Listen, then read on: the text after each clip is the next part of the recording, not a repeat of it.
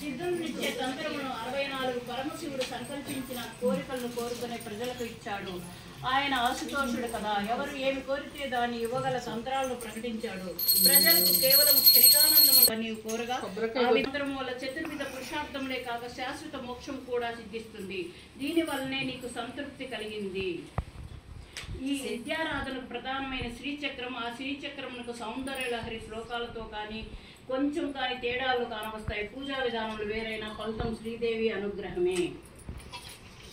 Shivashakti కామః శిబిరధర